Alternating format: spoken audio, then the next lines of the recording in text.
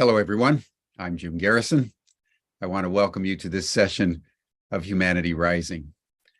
As we begin today, I would like to note two developments that I think are important for us to know just generally, but also very important in framing the conversation that we're having today about decarbonizing the global economy. One is just to observe the power of the Cyclone Freddy, that is hitting the southeastern coast of Africa in Malawi and Mozambique and Madagascar. They calculate what they call accumulated cyclone energy. And Cyclone Freddy has more accumulated energy than any cyclone they've recorded. And to give you a sense of how big and how strong that cyclone is, in the news report that I read this morning, they say it is the equivalent of an average hurricane season for all of North America in one storm. Just take that in for a moment. It also is breaking the record set about 25 years ago for the longest cyclone on record. The last one was 31 days, and this one has been bombarding the southeast coast of Africa for 34 days, and it continues to bring rain and wind and storm and devastation. Thousands of people, as you know, have been displaced. Flooding is extensive in all three of those countries. Hundreds of people have died. So, as we all know, as we continue to not deal with climate change in a meaningful way, extreme weather events are laying waste to countries and populations all over the world. And Southeast Africa is just the latest of a series of countries. You'll remember Pakistan at the end of last year, where 1/3 of the entire country was underwater. On the other hand, just yesterday, over the Black Sea, a Russian fighter jet intercepted a U.S. military drone that had intruded onto Russian airspace. And in the interaction that happened, no one quite knows what happened yet. The drone was forced out of the sky and was destroyed upon impact into the water. I mentioned previously that starting last December, U.S. forces in Lithuania shifted from defensive to offensive modalities right on the Russian border. The U.S. continues to escalate the war in Ukraine. The Russians continue to escalate the war in Ukraine, which has become a vast battlefield as these two superpowers come into not only sustained conflict, but increasingly hard aspect. And that is why the situation in Ukraine is bringing the world into its most dangerous moment in our lifetime, certainly since the Cuban Missile Crisis in 1962. So we have this contradiction in the world. On the one hand, extreme weather events are occurring with devastating impact to infrastructure, to populations, to livelihood, to trade. And yet, rather than dealing with this in a cooperative, global manner, the superpowers are now preparing for war. Because China, as you've heard, is increasingly siding with Russia, as is much of the global south. You may have heard that Russia, China, and Iran have started military exercises in the Middle East. So the situation could not be more fragile. And as a result of that, less and less is happening in terms of dealing with the issue that we're going to talk about today. And in fact, over the last several days, as many of you noted in the news, President Biden of the United States has authorized massive oil drilling in the North Slopes of Alaska.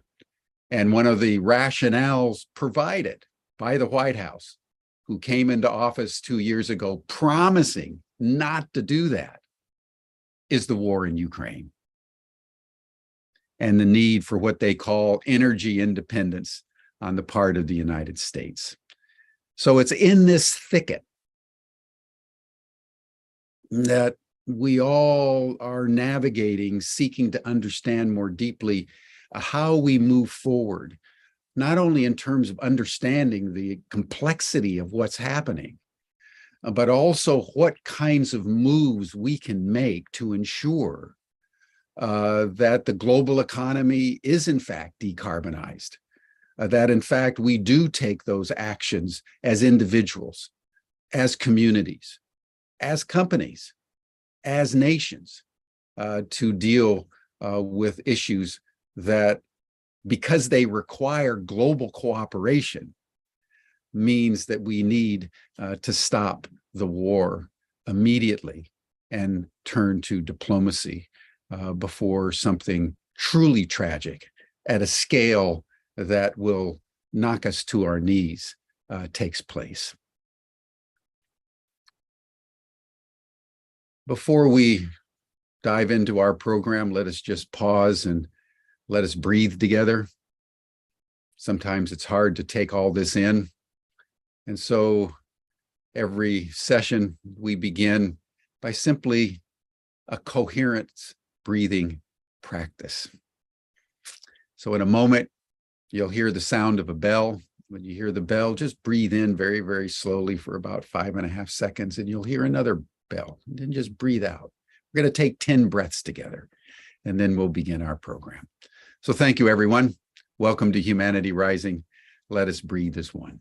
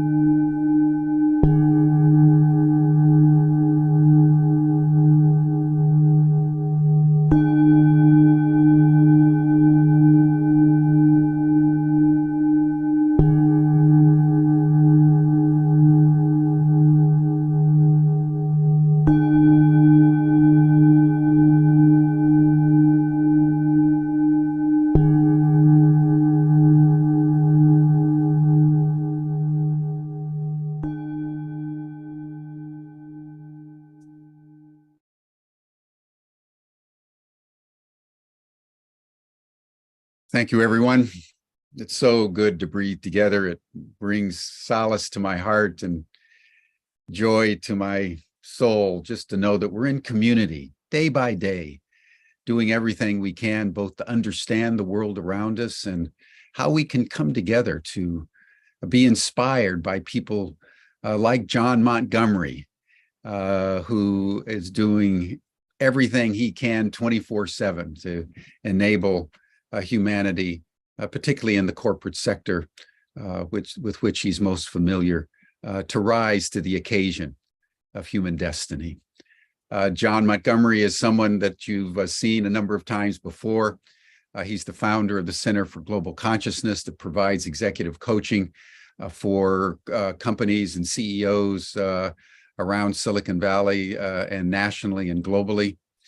He founded a law firm in Silicon Valley and for 37 years was very successful in that domain, providing legal counsel to several dozen publicly owned companies and over 1,000 early stage emerging growth companies. He also worked on the legislation from a legal point of view that brought into California law the social benefit company. And I note this because Ubiquity University was one of the first companies in California to take advantage of that law and become a social benefit corporation and eventually a B Corp. The law was passed in January of 2012, if I remember correctly, and we filed in March, just 60 days later, as soon as we found out that that was indeed possible, with a law firm, Hanson Bridget, and Jonathan Storper, who worked with John Montgomery on getting the law refined and then passed. So John is going to talk to us today on his new book, Net Zero, and how the corporate sector can embrace a strategy, even given the complexities that we're talking about, to become carbon neutral. So John, thank you so much for all that you're doing, and welcome to Humanity Rising. Thank you very much, Jim. It's great to be back. And but before I dive in, I just want to acknowledge that two things. One, it was the benefit corporation, not the benefit corporation has a social benefit and an environmental benefit, but it's the benefit corporation, which is different from the social purpose corporation. So that's the lawyer in me. I can't help myself, you know. Ever a lawyer. Ever a lawyer, even though I'm retired, you know. But seriously, Jim gave us a really wonderful meta frame this morning when he set our discussion in the context of quote unquote energy security and the geopolitical conflict among the three superpowers that seems to be emerging. And what does that mean for our conversation about decarbonizing the economy? Well, from a meta perspective, the conversation about decarbonizing the economy has been put at best into the third position behind energy security and the geopolitical conflict, which makes it easier for certain parties to ignore. So I'm going to share my screen, and we'll get back to the meta. So what I want to do is take you down into the weeds, and I want to just tell the audience at the beginning that this is not a commercial for my book. And most likely the participants on this webinar are not the intended audience for the book. And so I'm going to make that very clear from the outset. The intended audience for this book was the group of officers, directors, and investors in the major global companies that are contributing or putting most of a good percentage of the 54 or 55 billion metric tons of CO2 equivalent that we're putting into the atmosphere every year. And so, that's the intended audience. What I'm going to do today is translate the ideas in this book to this audience, and I've got three objectives today. They're and they all relate to how can I help you use the ideas of this book, and they're three things. The main event is how can we use the ideas of this book to better understand the context and state of play of the global conversation about decarbonizing the economy. So that's number one. Number two is how can you take or how can we take some of the ideas of this book and apply them to our own lives? And then the third way is many of you on this call probably know people that are members of the intended audience of this book. Presidents and C-suite members of companies, directors of these companies, investors in these companies. And what I'd like to ask you to do is if you know people in the intended audience group, help spread the ideas of the book by either sending folks a copy or turning them on to the book, so that we can, because the main purpose of my writing this book was to do what I could as an individual citizen to try to help accelerate the global economy to a net zero state. So that's the run of the show. And why write this book? Well, it seems like there's general agreement that the global economy needs to get to net zero, i.e. a state where the sum of global CO2 emissions plus carbon offsets or sequestration equals zero. That's where we want to get to. And basically, under the Paris Agreement, we need to do so by 2050 in order to limit the global rise in temperature to 1.5 degrees Celsius. And why is that important? Well, as Jim mentioned at the outset, we've got Cyclone Freddy hitting the west coast or east coast of Africa that is packing all the energy of an entire hurricane season in North America. And why is that? Well, what's happening when we trap greenhouse gases, we're trapping the energy from the sun. There's a lot more energy in the biosphere that has to go somewhere, and it ends up in storms and extreme weather. And as long as we keep trapping or emitting 55 billion metric tons of CO2 equivalent into the atmosphere, the Earth is just going to absorb more and more of that energy from the sun, and it's got to manifest somewhere, and it tends to manifest in extreme weather. So we've got general consensus about getting to 1.5 degrees Celsius. We've got the Paris Agreement that 192 countries in the European Union signed. We've had 27 convenings of the parties, COPs. So, everybody kind of knows that we got to do this.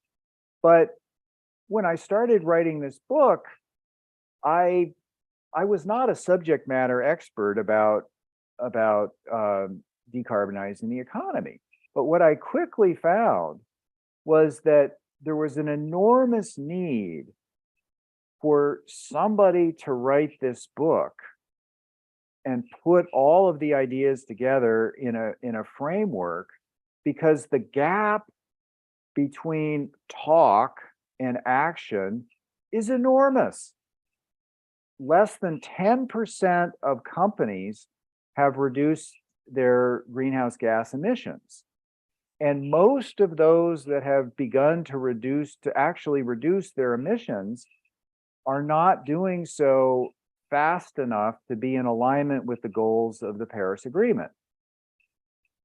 After I finished the book, the Carbon Disclosure Project came out and stated a few weeks ago that less than 0.5% of the 18,000 companies, plus or minus, that report carbon data to the Carbon Disclosure Project have credible net zero transition plans. So this was staggering for me.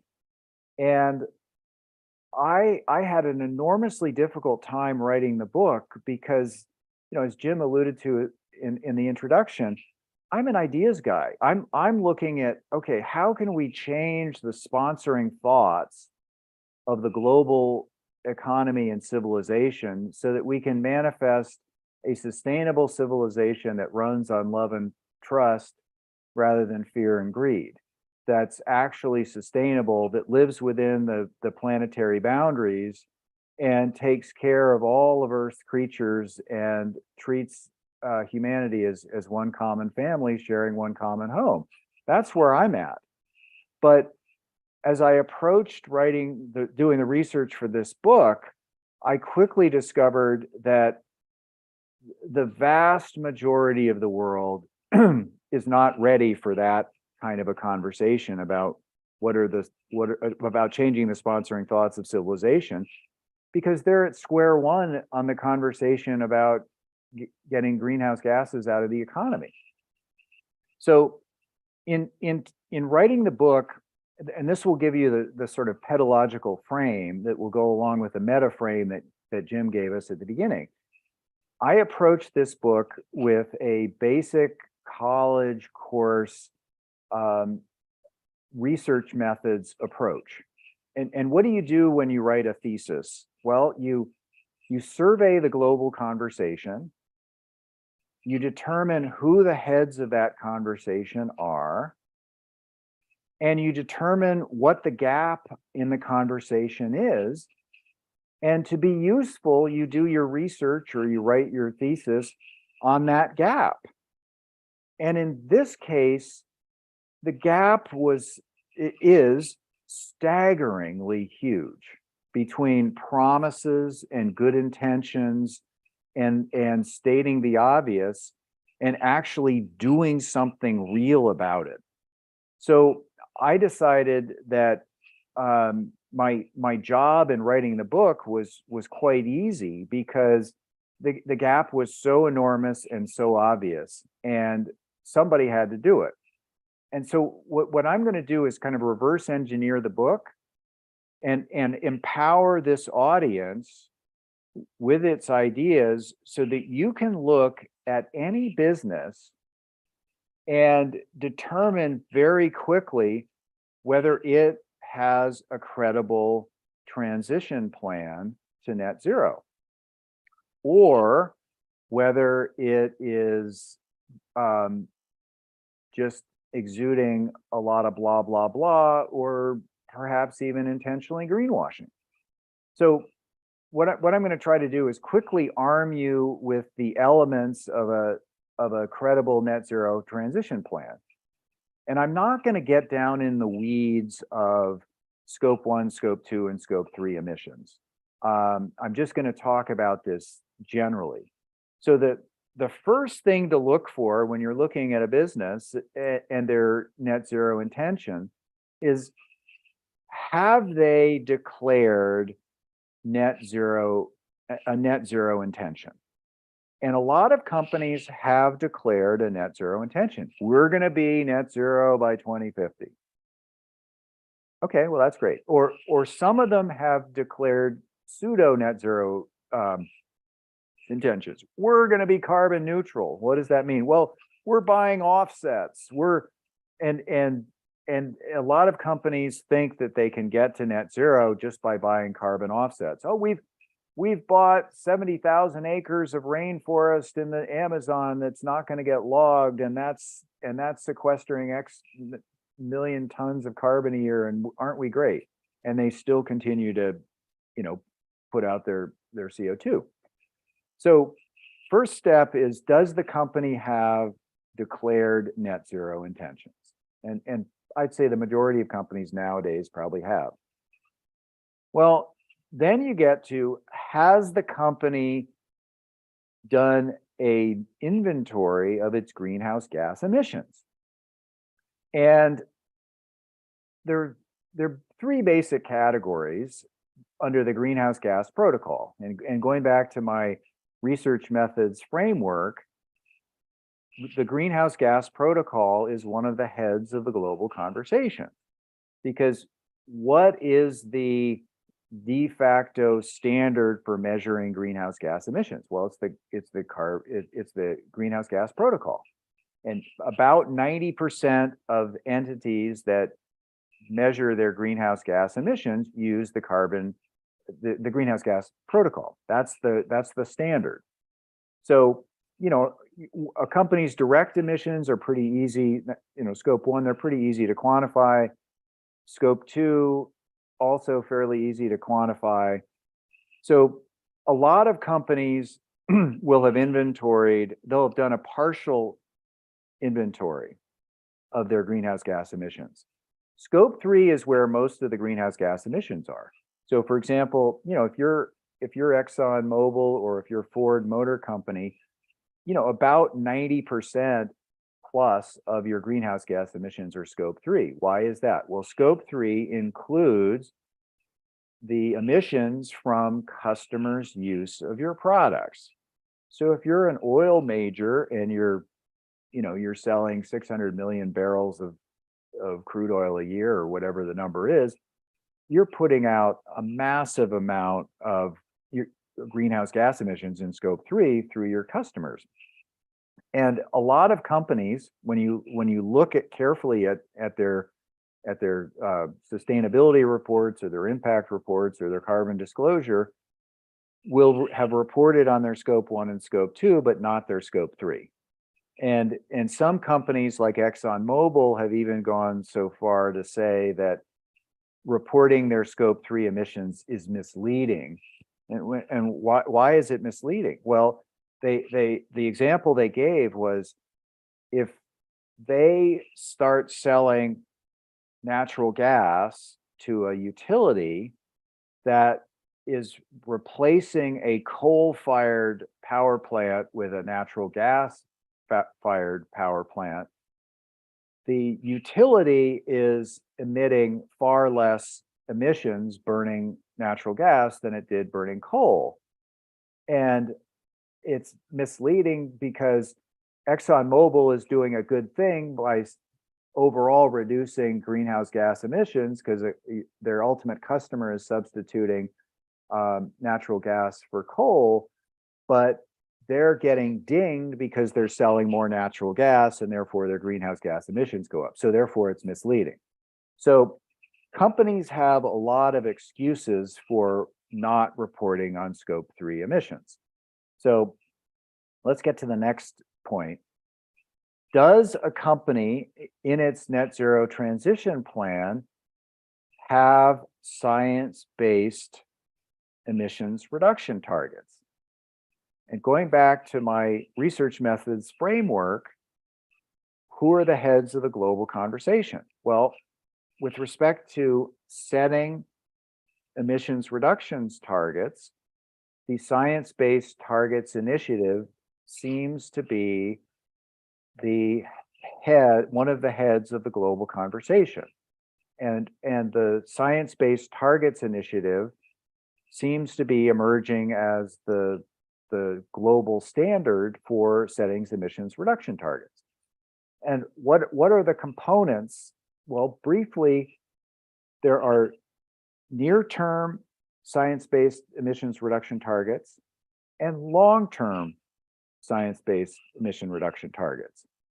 And if a company is serious about getting to net zero, it will have both short-term or near-term and long-term science-based emissions reduction targets.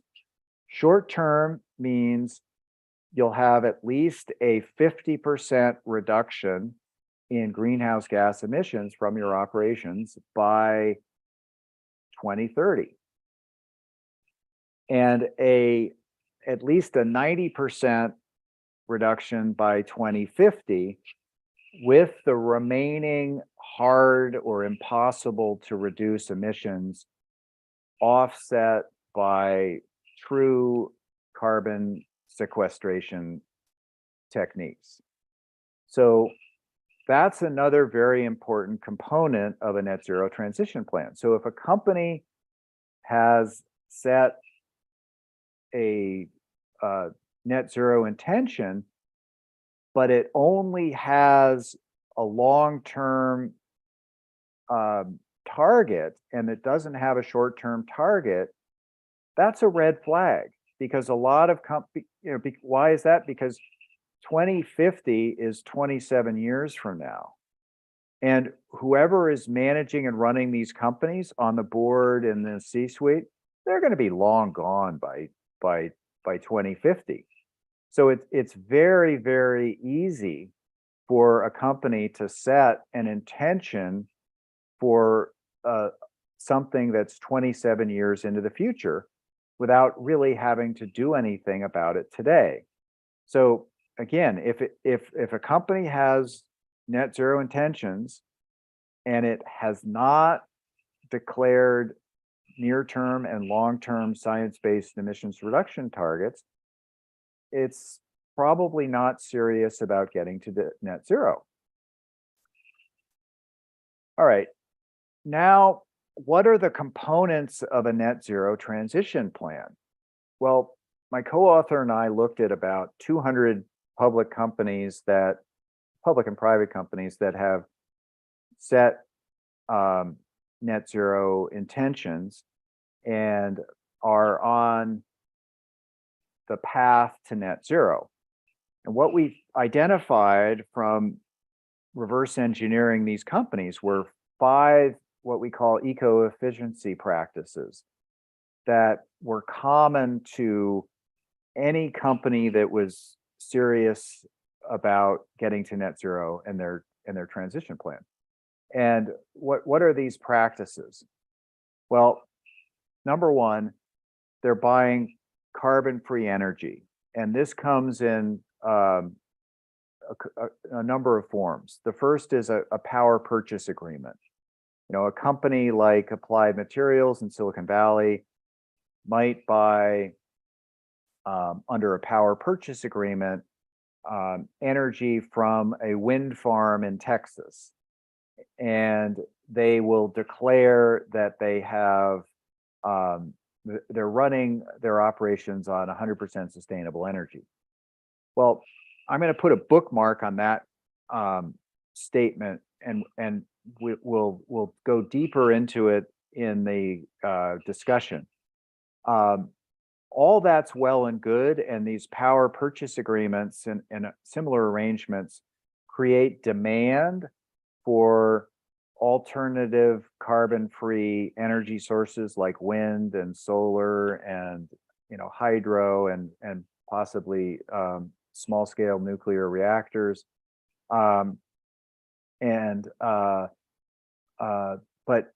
the reality is the power grid in North America is 52%. The energy on the grid is 52% from fossil fuel. So even though Applied Materials is buying energy under a power purchase agreement, so 100% of its kilowatts, at least through the power purchase agreement, are carbon free, the reality is in Santa Clara, it's plugged into the grid. And yeah, the local utility here, PG&E, is about 83% carbon-free energy, but PG&E itself is contributing to the North American grid, which in its totality is 52%. 52% of its energy is coming from fossil fuels.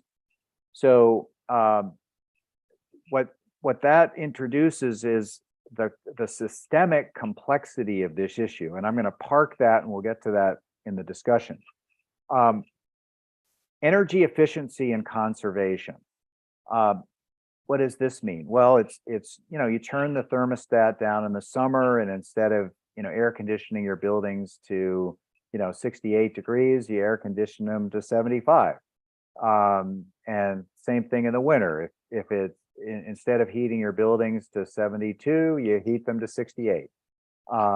You install LED lights instead of incandescent lights, things like that. You have motion sensors in your offices that turn the lights off when nobody's in the office.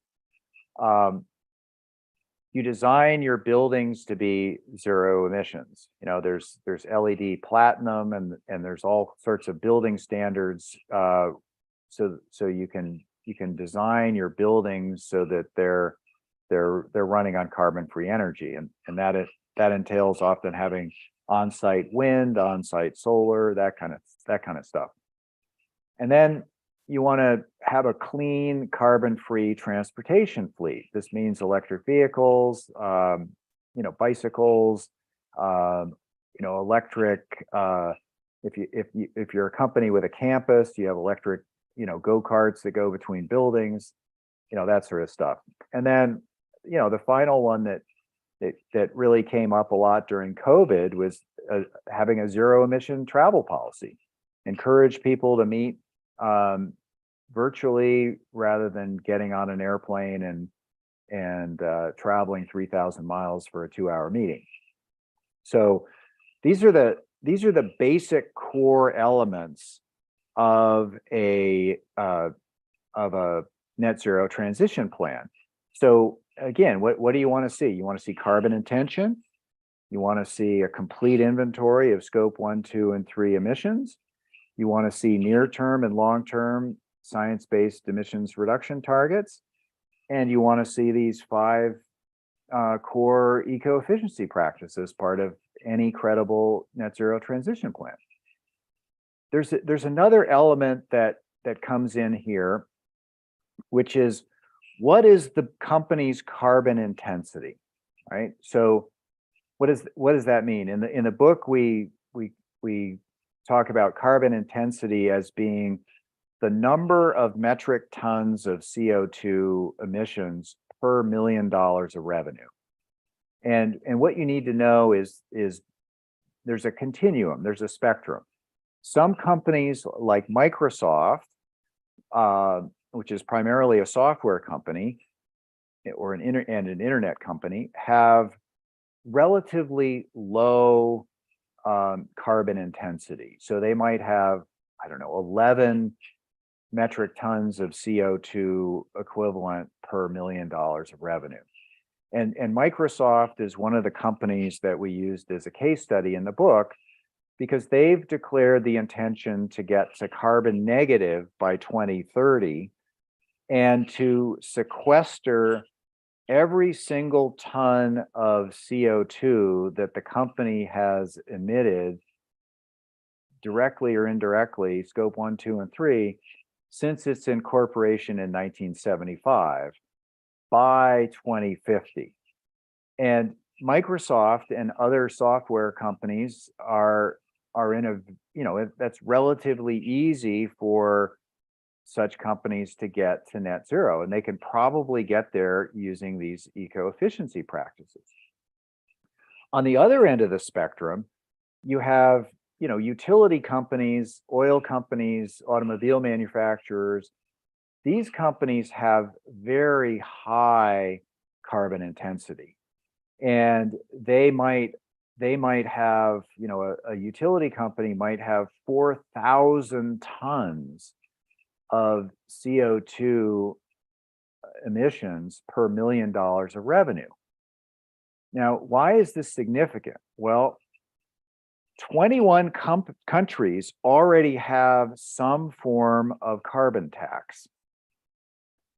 The International Energy Agency predicts that by 2040, the developed world will have carbon taxes of somewhere around $200 per metric ton, and even the developing world will have carbon taxes, because the cyclone Freddies are just going to get stronger and more frequent until we stop spewing 55 billion metric tons of CO2 equivalents into the atmosphere every year.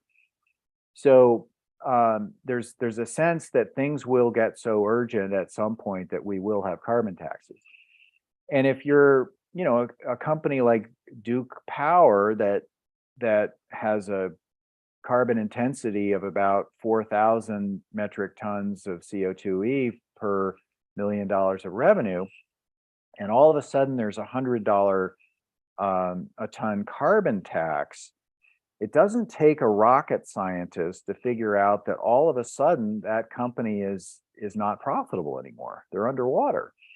And if you've got really high carbon intensity and all of a sudden there's a carbon tax, you're in a world of hurt, and your business model is probably not going to be viable. And one of the functions of a board of directors is risk management. You want to look out into the future. What are the risks in the company's arena, and what have you done to prepare for those risks? And we did an analysis of something like 18,000 companies, and figured out that with a $75 or $100 carbon tax, plus or minus 40% of them are going to be underwater. In other words, their current business model will not be sustainable. It won't be viable. So what we identified was, does the company have a business strategy to get to net zero? And we identified 4 strategic pathways for companies to take to get to net zero. And as a newly minted analyst of corporations and their net zero transition plans, this is another lens for you guys to view companies with, right? So if a company has relatively low carbon intensity, like a Microsoft or a Weyerhaeuser, it can probably maintain its current business model and get to net zero simply by employing the 5 core eco-efficiency practices. If a company is like General Motors and they've got, I don't know, I think it's something around 2,000 metric tons of CO2e per $1 million of revenue, they are most likely not going to get to net zero without fundamentally transforming their business model. And if you look at what General Motors and pretty much every company in the auto industry is doing, they have realized that their current business model of building dumb internal combustion engine vehicles is going to be a dinosaur in a net zero economy. So the entire global automobile industry is betting big. Every company is betting the farm. Volkswagen just announced yesterday, I think they're spending $185 billion to become a manufacturer of smart electric vehicles. Well, that's what General Motors is doing. They're in the middle of a massive transformation, and for GM it's a double transformation, because they're going from analog to digital and smart, with vehicles becoming a computer and software platform, and they're getting the carbon out by creating electric vehicles instead of internal combustion engines. The third pathway is basically coming up with a brand new carbon-free business model. And I think my 2 favorite case studies in the book are a couple of California companies, ZeroAvia and Universal Hydrogen. And both of these companies are 2-3 years away from having commercial flights that have their hydrogen fuel cell powertrains. And basically, what they have come up with is a way of substituting airplanes that fly with jet fuel with airplanes that are hydrogen powered. And ultimately, they'd like to have the hydrogen be green hydrogen, not blue or gray. And that's, well, I'll park that. I don't want to get lost on a tangent, but the point here with how to get to net zero is, you create a whole new business model. Schlumberger, for example, is using their expertise as an oil driller, and they have a subsidiary, Celsius Energy, which basically takes advantage of the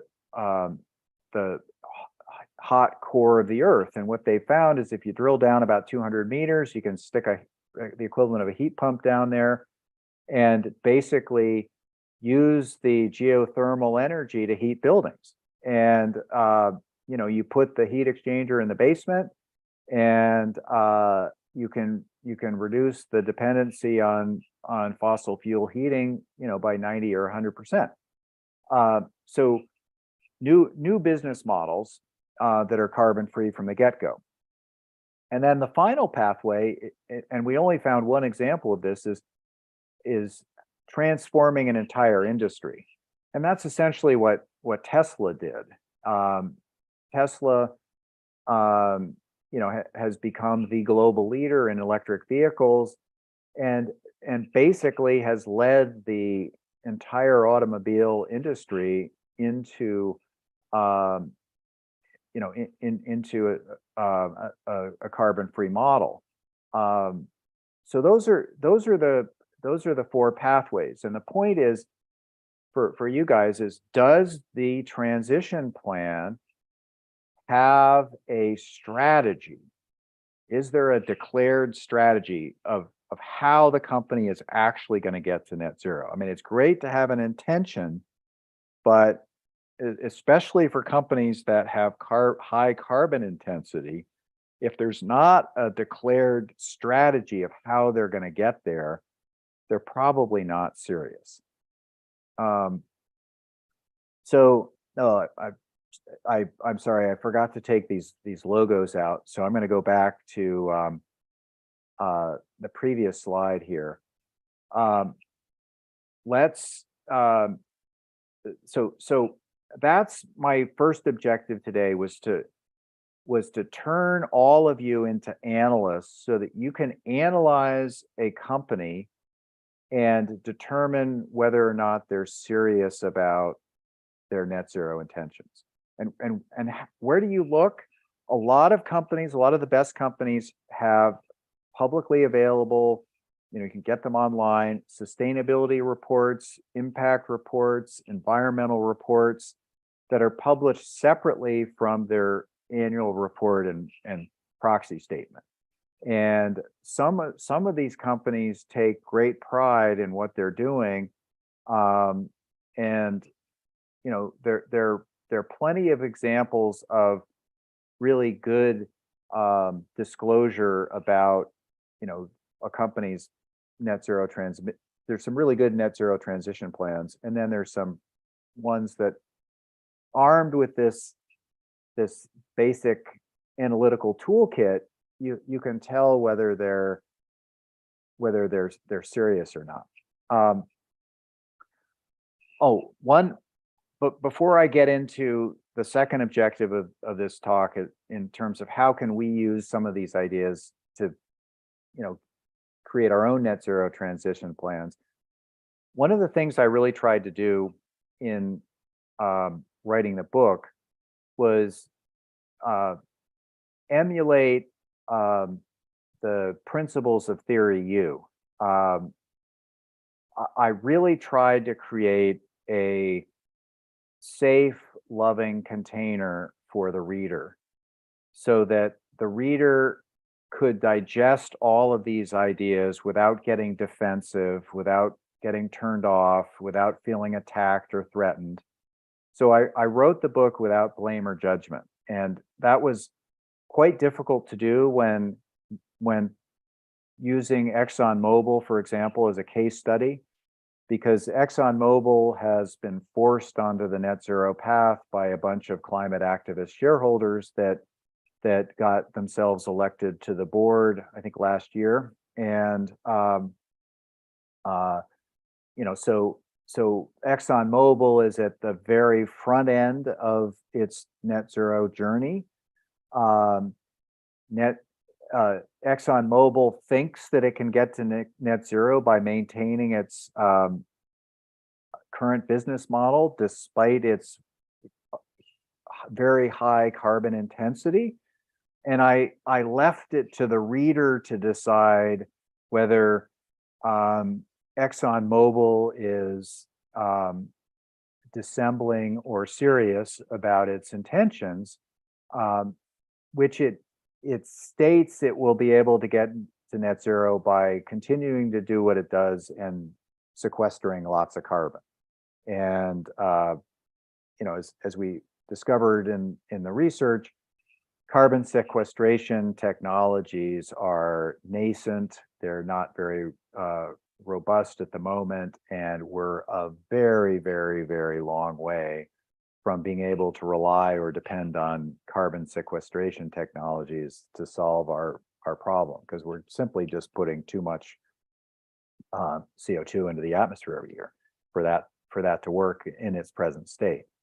So, in other words, I wanted the reader to, keep an open mind, curiosity, keep an open heart, compassion, and keep an open will, courage, so that they could actually absorb the material without turning off. And that's one of the challenges of the global conversation. Is it's very, very polarized. And what I tried to do was sort of take a viewpoint of thinking of the greenhouse gas, the scientific basis of greenhouse gases heating up the earth, as a scientific discovery, similar to Copernicus discovering that the earth was round and Galileo discovering that the galaxy did not revolve around the earth, but the earth revolved around the sun, and so on and so forth. And those scientific discoveries triggered a violent reaction from the establishment. And if you put the discovery that greenhouse gas emissions are heating up the earth into the context of Galileo and Copernicus, of course the existing establishment is going to do everything they can to debunk that scientific knowledge, because they're invested in the status quo, and getting the carbon out of the economy basically requires changing the way we do things.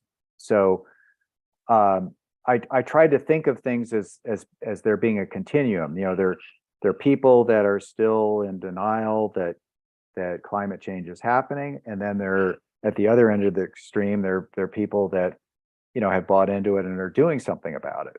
And what I tried to do was take a compassionate approach and recognize that all of us are in this together. We're all in the same boat. Eventually, we're going to wake up to the fact that putting 54 billion metric tons of CO2e into the atmosphere every year is not a very good idea, and we got to stop. Otherwise, we're going to make the planet uninhabitable for our children and grandchildren. And when we humans have that epiphany, it varies depending on where we are and whatever. And so I tried to take a compassionate view towards people and just meet them where they are. And I think that tends to depolarize the conversation a little bit. So how can you guys apply some of the key ideas in the book to your personal lives? Well, obviously, most of us don't have business models. We're just individual citizens, but we have in the United States, we have relatively high carbon footprints vis-a-vis the world. So what can you do? Well, you can buy carbon-free energy. Here in Marin County, there's the Marin Clean Energy option. As I said earlier, PG&E is our local utility. They're already 83% carbon-free energy. But you can elect to get the MCE option and get 100% carbon-free energy, which, as I said earlier, the energy is still coming from the grid, but you're basically supporting the development of carbon-free energy sources like solar and wind. You can apply energy conservation measures to your home and your own life. Turn the thermostat down in the winter, reduce the air conditioning in the summer, switch to LED lights, all these kinds of things. They really make a difference. Insulation in the attic, insulation in the basement, insulated window coverings, all this stuff makes a difference. Energy or some smart zero emission buildings. One of the things that I did during writing the book was I put my wife and I on our own net zero emission journey, and I put in a solar system. I got battery backup, and I put in a heat pump. I had a propane furnace that heated radiant heat that was, enormously inefficient, and I replaced that with a heat pump. And all of these measures have reduced. I haven't done an exact carbon inventory of my carbon footprint, but back of the envelope, I've reduced my carbon footprint by about 90% because of those measures and going to an electric car. So I've got a Chevrolet Bolt. We have an old 17-year-old Toyota RAV4. We use the electric car pretty much all the time. We occasionally use the old RAV4 for long trips, but we've reduced our carbon footprint from driving by a huge amount, and then we've sort of instituted a zero emission travel policy. I mean, and it's happening here. I get to attend this global conference from my couch in my living room, and I've gone during the pandemic. Before the pandemic, I was traveling 50,000 miles a year plus to conferences. My wife is from Italy, so we go visit her family twice a year, and I've gone from 50,000 miles a year to zero.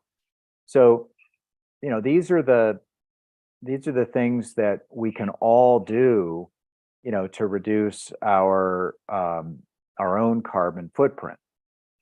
And finally, the last piece that I'd like to talk about very briefly is how you can use this book to accelerate the conversation. If you guys know people that are officers and directors of companies, especially those with high carbon intensity, and investors in these companies, tell them about the book, send them a copy. And one of the dirty little secrets of the publishing business is that publishers really don't do very much book marketing, unless you're somebody like Stephen King or in the business book world, Jim Collins. And it's clear that the book's going to be a bestseller. Typically, publishers require authors to purchase at a discount a number of books and basically do guerrilla marketing and distribute them out. I've got about 10 books left over from the guerrilla marketing campaign. And if you put your email in the chat, or I can we can get in touch afterwards, and I can send you a book, because I've got about, I don't have enough for everybody on the call, but I've got about 10 or a dozen left that I can distribute out to the audience. So the last way you can use this book is to get it and the ideas in the book to people that that really need it. And finally, the book is in 3 form factors. There's a Kindle version, there's an audible version with narrated by a fellow with a deep gravelly voice who sounds very authoritative, and his specialty is narrating, Westerns. So, they're very, it's very easy to digest. And the book has a website where we tried to put all of the material from this presentation on the website. We tried to open source as much of the ideas in the book as possible, because, I didn't write the book to make money. Authors very rarely make money writing books. That was not the objective. I wrote this book for our children and grandchildren, so that they can inherit a habitable planet. And I'm 65 years old. I've been blessed with living on planet Earth before Cyclone Freddy's became the norm. And I wish for all of our children to have the same sort of future. And so my prime motivation in writing the book was just, after I saw how depressingly huge the gap was between talk and action, I thought that the best thing I can do to ensure that our kids have a habitable planet is to try to create a bridge between talk and action, and provide people with a blueprint, as far so that they have some idea as to how to get there. And I think that's probably a very good place to stop, and begin what I hope will be an engaging and spirited conversation about how to decarbonize the economy. But I think I've given you the 3 things I wanted to give you, which is, an understanding of where the conversation is, an understanding of how you can apply some of these eco-efficiency practices quite easily to your own life and make a difference. And then third, just get these ideas to the people that need them, to help fill the gap between talk and action. So with that, let's have a conversation.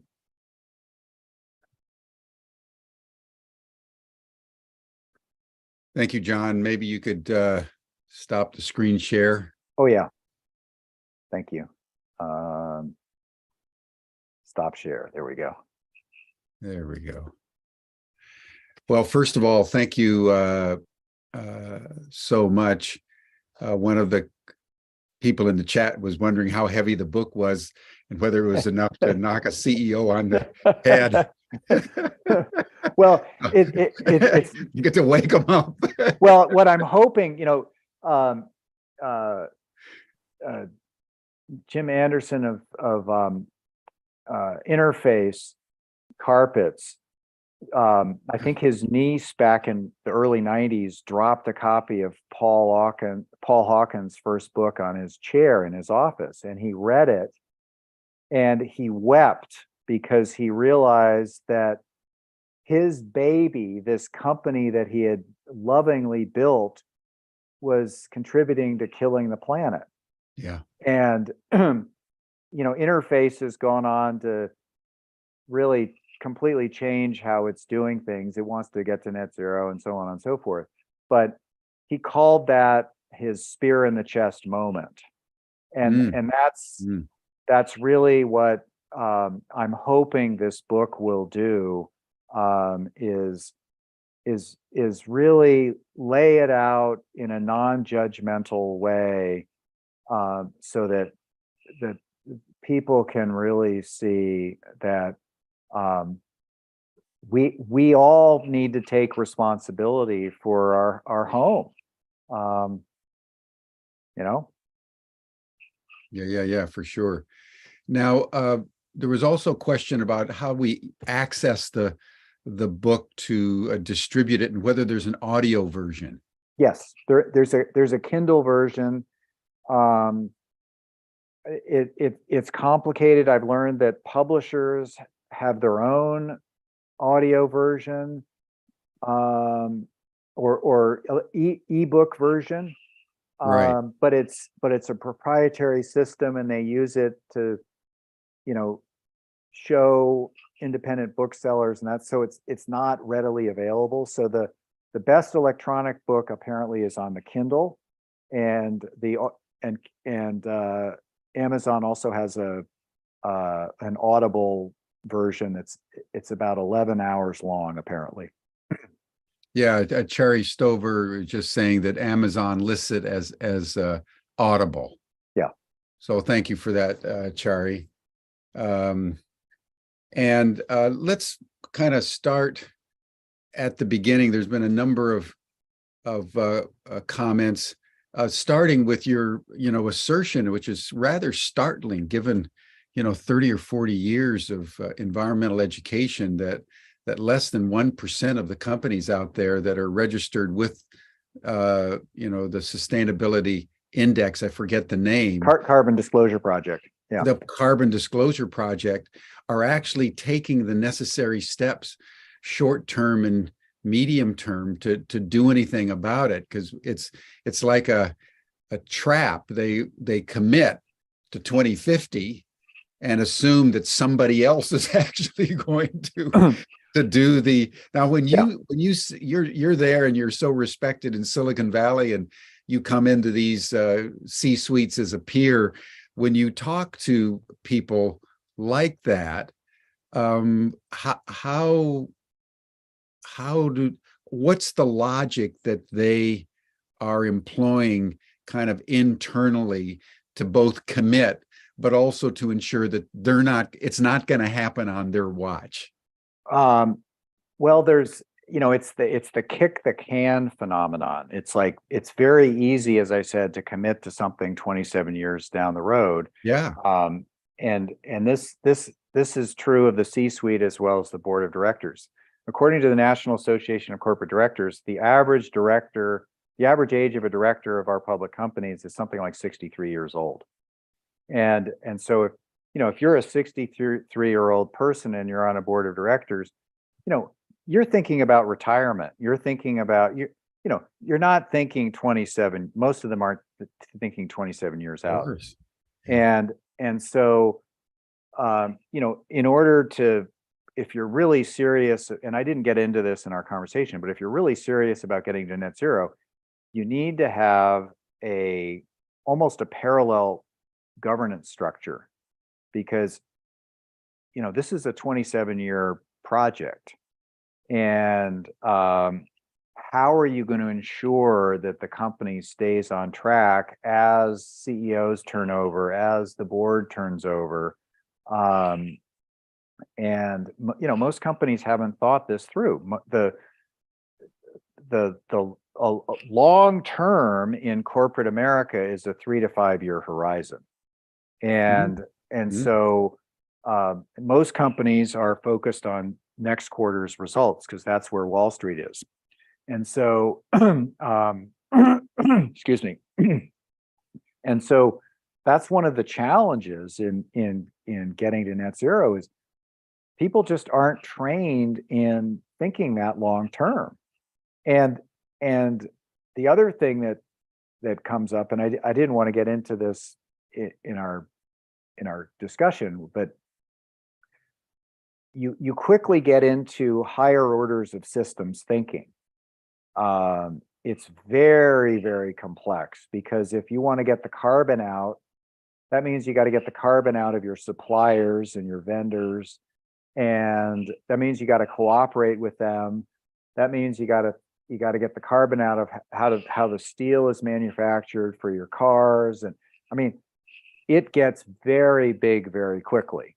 And having a carbon-free grid, this was one of the other depressing things that we discovered in writing the book, was there is no plan in North America to develop a carbon-free energy grid. And there are, 4,000 plus or minus utilities that all are contributing power to the grid, but there's no master plan as to how to get to net zero. And that's pretty terrifying. And we're, again, I want to get to the sponsoring thoughts. The last chapter of the book, I talk about Kate Raworth and donut economics, and how do we replace neoliberal economics theory with something like donut economics. But what I discovered from the literature review is the world isn't ready for that conversation. The world is like stuck at square one. There's a basic understanding that we need to do something about carbon, but it's so overwhelming that people they're almost paralyzed. They don't know where to start. Yeah.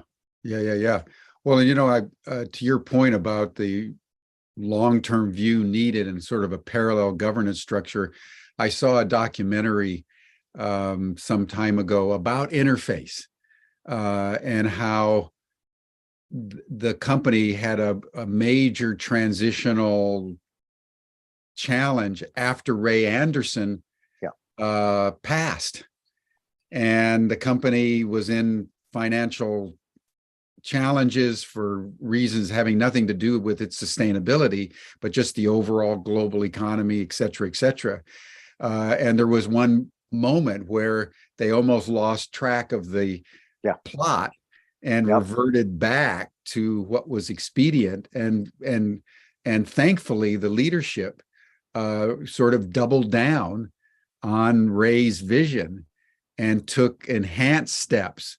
But I think the lessons learned from Ray Anderson and Interface are that it's not so easy to maintain one's commitment given the complexities that you're talking about.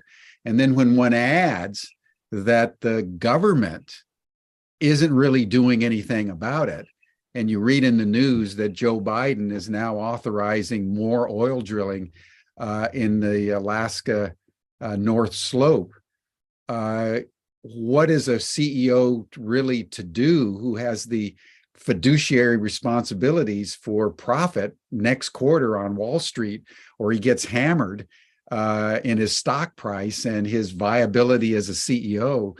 The thicket is highly complex in the absence of governmental leadership that can shape. For example, I didn't know either that there was absolutely no energy plan in North America. That's an astonishing thing given the reality of the climate turbulence in which we find ourselves. Well, and there's intention. I think the White House has basically said we need to have a carbon-free grid by 2035, right? But intention is not a plan. And right. And so that's what, that's one of the points of the book is, a net zero intention sounds great, but it's not a plan. And what is a plan? And well, plan is, there's a strategy, there's steps, there's a process, it's spelled out, it's, and it's not easy, Well, particularly when you have one of the major parties, one of, the Republican Party, essentially denying climate is an issue and fighting ferociously for the preservation of fossil fuels, Yeah. controlling the House of Representatives, for example, razor thin situation in the U.S. Senate. So it's not only that if we were in a situation where there was benign will but no action would be one thing, but we're in a situation where the benign will on the part of, say, the Democrats is being actively countered vehemently by the Republicans. So the traction point becomes very thin and minimalistic to move things forward. So the situation is as dire as you're saying it is. Yeah. And within that context, John, you pointed to Microsoft, but I was just wondering if you had to pick, say, two or three of the best companies out there that you know about that are really doing something short-term, medium-term, and long-term around net zero, what would they be? And what are the strategies that they've implemented to do this in the face of the thicket that is keeping 99% of the companies paralyzed? What's that elixir that allows a company to do something in the face of these obstacles? Well, you have to be resolute, and you definitely need the support of your entire board of directors. And I think what Mary Barra at General Motors is doing takes incredible courage. I mean, they that company is all in, to EVs, and they're basically betting the farm on being able to get to net zero. And are they going to make it? Who knows? I think my two favorite examples in the book, my two favorite case studies were Vattenfall out of Scandinavia and Ørsted out of Denmark. Ørsted used to be the Danish state oil company. And I think in about 2005, thereabouts, they decided they needed to get to net zero. And so they've basically gotten out of the coal and gas power plant business. They're huge into wind farms and to a lesser extent solar. They want to be one of the big five green energy providers, carbon-free energy providers in the world by 2030. They're making massive investments in wind farms and alternative energies, and they're pretty far along on their transition to net zero. And so for all the major oil companies and for companies that have very, very high carbon intensity, Ørsted is a pretty good role model. And so I think those Ørsted and Vattenfall were probably my two favorite examples, and they basically show that when there's a will, there's a way. We can do this. And what was the story of the will to do that? Was it again like in General Motors, where you have a very committed CEO that committed herself, and then the board to make the transition? Was it a government policy formation, given the fact that it was a major energy supplier? What was that pathway that got the company aligned so clearly? I just think I think there was there was a courage to live one's values, and I think that's the underneath it all. We have a conflict between the golden rule and the rule of gold. And the Net Zero Business Models, the book, makes a lot of my friends in the investment banking world very uncomfortable, because and this is the other truth. There was a report that came out a couple of weeks ago that the carbon footprint of the 1% is something like 70 or 80 metric tons per year, and the 1/10 of 1% is an order of magnitude greater than that. And why is that? People have huge homes, they have jets, they have, right? And so there's so part of why this is so difficult for people is we humans are terrible at changing our behavior. From an evolutionary biological point of view, we hate changing our behavior. And the need to change our behavior triggers a fight or flight response in the brain, which creates resistance to change. And the larger the change, that the bigger the fight or flight response, and the more cortisol and adrenaline is released in the brain that creates resistance. And our intuitive system, our mind-body system, our walking Cray computer knows intuitively that even applying these 5 eco-efficiency practices to our own lives, it's a massive undertaking.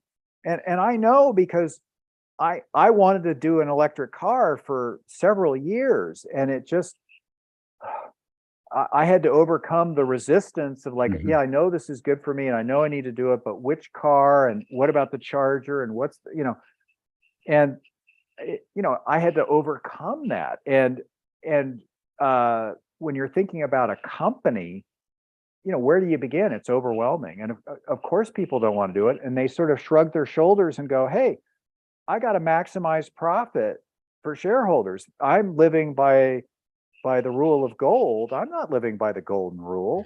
So we have underneath the hood, we've got a conflict between two incompatible moral systems. And what we need are leaders with the moral courage to say, you know what? We got to preserve the planet for our children. And that's pretty damn important. And money is great, but we gotta, if we're gonna survive as a species, we need a habitable home. It's pretty basic. Exactly. Well, Kevin in the chat was saying that if you had to identify the nexus paralysis point, it's that return on investment. Yeah. That short-term return on investment, when embedded into the law of gold, subverts the golden rule into the law of gold. Yeah. So that's a very good point, Kevin. Thank you. Yeah. And it happens behind closed doors in the boardroom. Yeah. I was a corporate lawyer for 37 years. I spent a lot of my time in boardrooms advising boards of directors. And I never had to tell a single board of directors that the sole purpose of the Delaware Corporation is to maximize stockholder value. They would walk into the boardroom as people that live by the golden rule in their personal lives, and all of a sudden, it was the invasion of the body snatchers. They would, they became, they'd move the fab to China and kind of shrug their shoulders and go, yeah, we're doing business with an authoritarian regime, but we can get stuff for cheaper. It's like, we got to do it. Yeah. And so there's Charles Binzinger is making another point that's worth noting, is that the irony and the tragedy of not reforming the energy grid is that the energy grid, as is, will become increasingly vulnerable to the very climate turbulence that changing the energy grid would avert. Yeah. So you're in a kind of a catch-22 that if you don't, you're going to get creamed in the end, and will force through catastrophe the changes that if you made now would avert the catastrophe. Yeah, exactly. And so it's a complex world out there, John. And so as we bring this to a close, I would just want to, given your deep experience and wisdom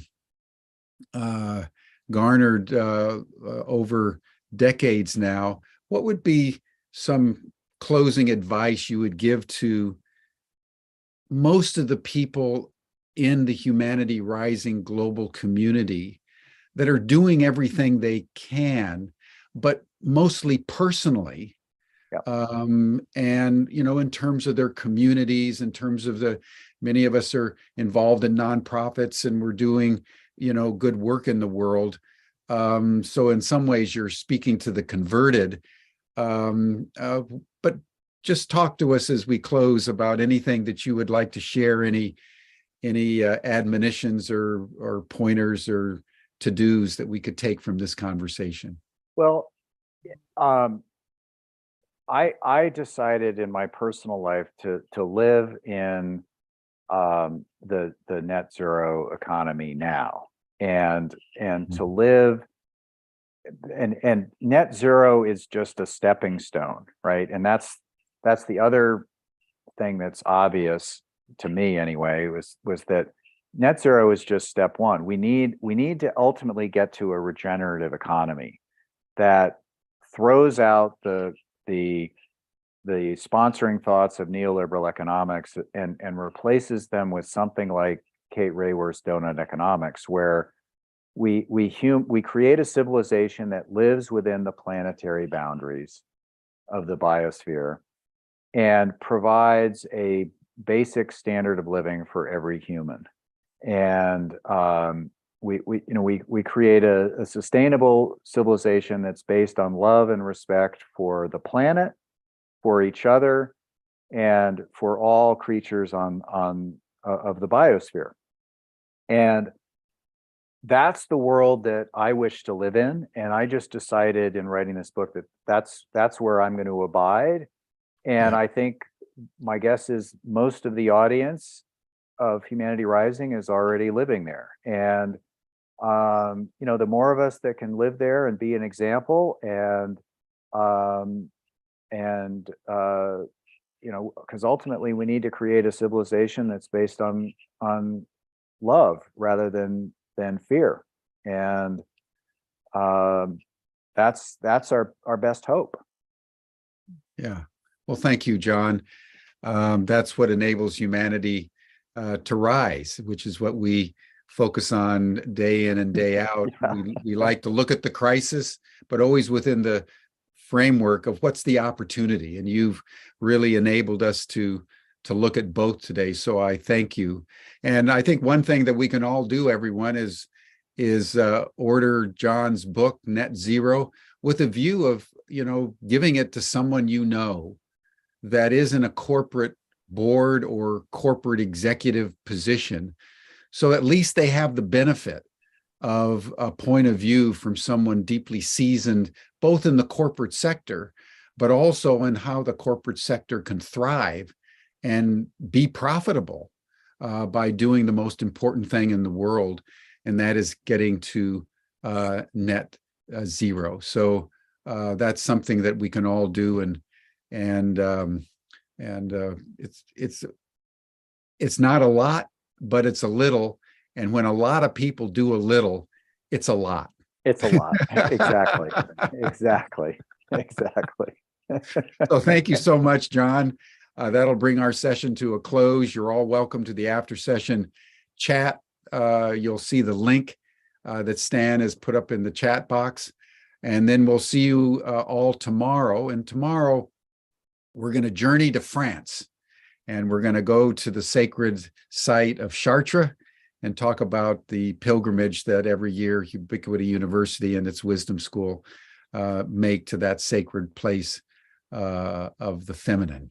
So that'll be tomorrow on Humanity Rising, an exploration into Chartres. But John Montgomery, Thank you so much. Net zero, everyone. Yeah. That's the goal. That's step one. That's step one.